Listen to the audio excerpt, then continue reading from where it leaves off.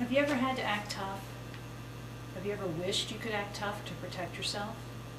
Well, meet someone who knows how to act tough. Meet Gilly Hopkins, or as she likes to call herself, the great Gilly Hopkins. Here's an example. "Gilly," Miss Ellis sighed. "My name," Galadriel said between her teeth, "is Galadriel." Miss Ellis appeared not to have heard. "Gilly, give Mame Trotter half a chance, okay? She's really a nice person." That cans it, thought Gilly. At least nobody had accused Mr. and Mrs. Nevins, her most recent foster parents, of being nice. Miss Richmond, the one with the bad nerves, had been nice. The Newman family, who couldn't keep a 5-year-old who wet her bed, had been nice. Well, I'm 11 now, folks. And in case you haven't heard, I don't wet my bed anymore. But I am not nice. I am brilliant. I'm famous across this entire county. I'm too clever, too hard to manage. Gruesome Gilly, they call me. She leaned back comfortably. "Here I come, Mame, baby, ready or not." They had reached a neighborhood of huge trees and old houses.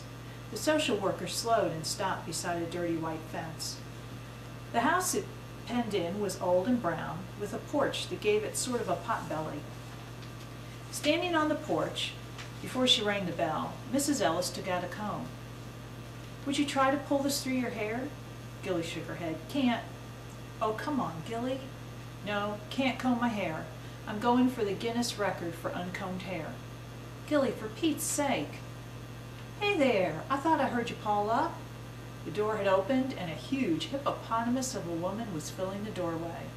"Welcome to Thomas Park, Gilly, honey." "Galadriel," muttered Gilly. Not that she expected this bale of blubber to manage her real name.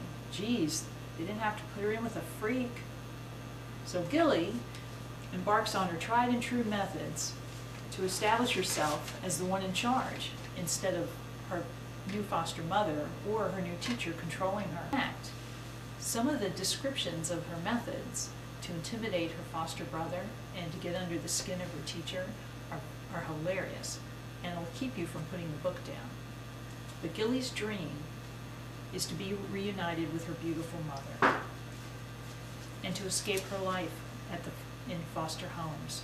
Here she describes her mother.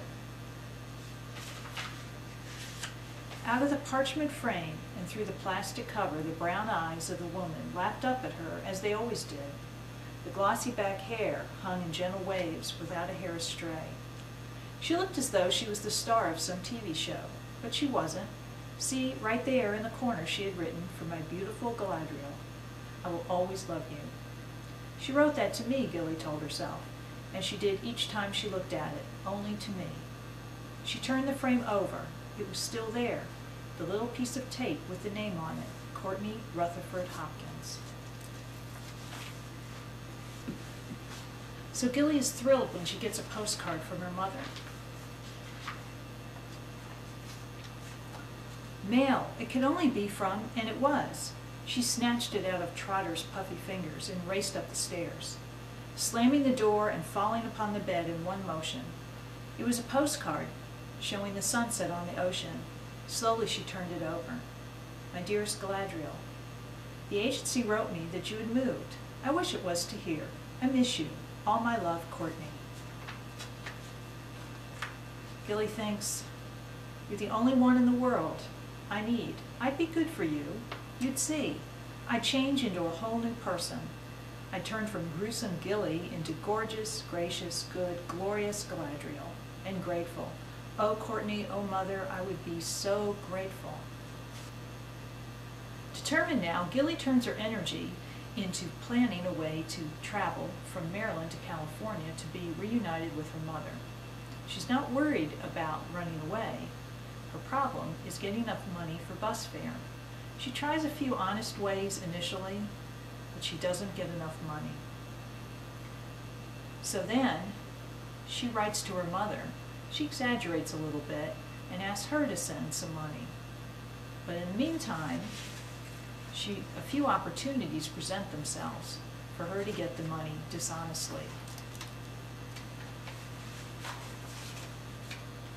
When she saw Trotter's purse, with the no-good fastener lying wide open on the bed, inviting her, practically demanding her to look into it. She did so. Good God, Trotter must have cashed her check from county welfare. Gilly did a quick count, at least 100. Another 100 would get her all the way to California, all the way to Courtney Rutherford Hopkins, all the way home. She stuffed the money in her pocket. So, does she have a happy ending? Is she able to get out to California? Or does it turn out, as Mame Trotter says, life is tough and all that stuff about happy endings is just lies?